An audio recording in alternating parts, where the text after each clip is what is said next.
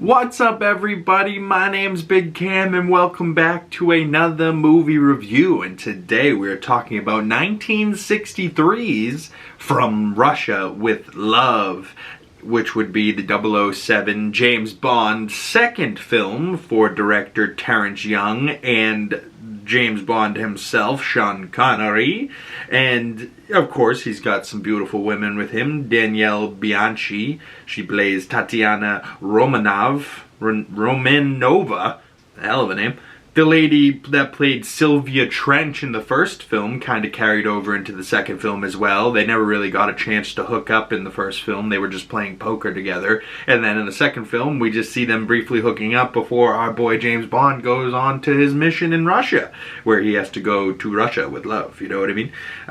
Or Russia for love, or from Russia with love. Either way.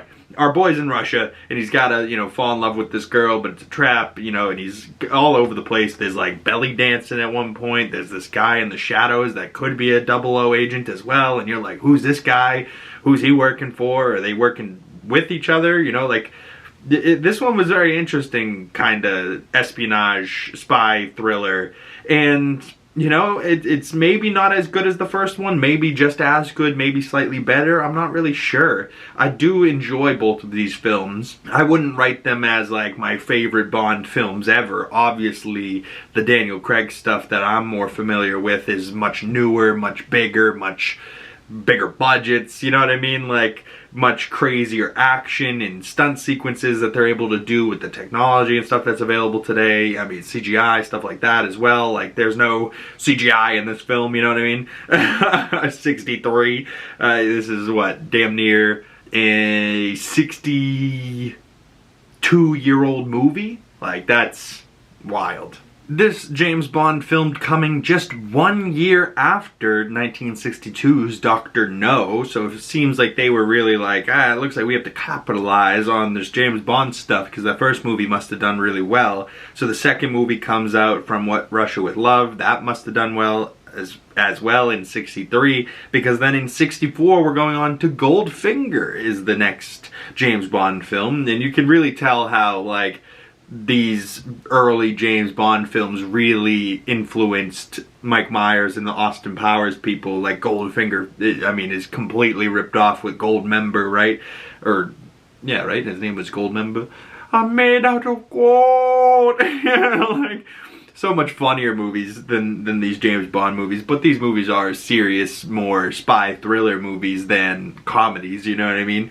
But, overall I gave it about a 3.5 out of 5 stars. I'm not too mad at this movie. I didn't love it, I didn't hate it, I liked it just about as much as the first movie, maybe slightly more, but to me, what my biggest takeaway through these first two films are, like, Sean Connery is an excellent James Bond, and even though, like, the filmmaking isn't really as good as today's standards, there's still some shots in this that are excellently done, some action, some explosions that are done for real, like stuff that they don't necessarily do today with the real explosions and stuff where you're like, whoa, they didn't fake that was real, like there's some stuff like that, these old movies where the stuff they were able to do back then was like really have these guys on a boat, ripping through a canal, chasing each other, that type of thing, and filming that whole thing, and then exploding shit. Like, they really were not afraid to throw some TNT on some stuff back in the day, you know what I mean? Like, and just blow it to smithereens. Like, some of the explosions they got are so much bigger than they probably intended it for it to be, but then all of a sudden they're like, wow, it looks great, we're gonna go with it, like, don't have money to do it again, so they only really had the one take anyways, so very interesting how these older films are made and come together, and even though it's 60 years old, I still really enjoyed this film, and of course it's different, and you do have to look at it with those older eyes, with like the expectations, you have to manage those a little bit, where you're like, in your head, you can't be thinking of Daniel Craig's Bond and then being like, oh, Daniel Craig's so much better than Sean Connery. Is he better, or is it just a different era and a different time of things? Like, I feel like the James Bond movies, like during the 60s here, like they're time capsules for the eras. Sean Connery came first, captured the 60s, then I'm sure there's another guy in the 70s, another guy in the 80s, and then in the 90s and the 2000s we get Pierce Brosnan, and that's like, getting closer to my era of James Bond, what I grew up on with like GoldenEye and stuff like that.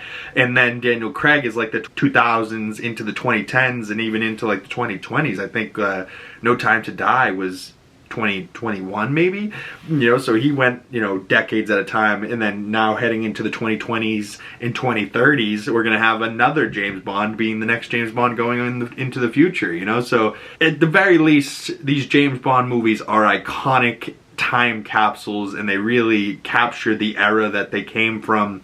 And you know, if you're into 60s movies, go check out From Russia with Love and more Sean Connery movies. And if you have any other Sean Connery movie recommendations, drop those down in the comment section below. I'd love to hear your thoughts. What did you think of the James Bond franchise? Have you gone back and watched all 25 of the films? There might even be 26, I'm not sure. But, you know, any of the big James Bond fans out there, I'd love to interact with you and talk more Bond. And, you know, the next one, Goldfinger, is that a really good one? I think so. It has to be, I think, because of how much they ripped it off in Austin Powers.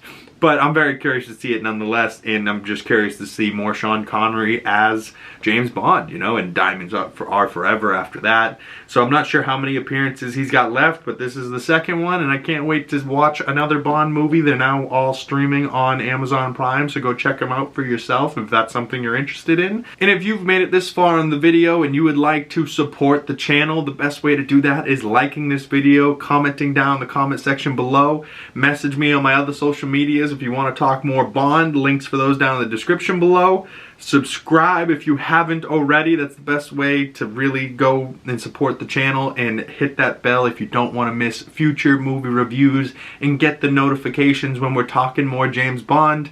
Once again, my name's Big Cam. Thank you guys so much for coming on by, and I will see you beautiful people in the next one. Peace!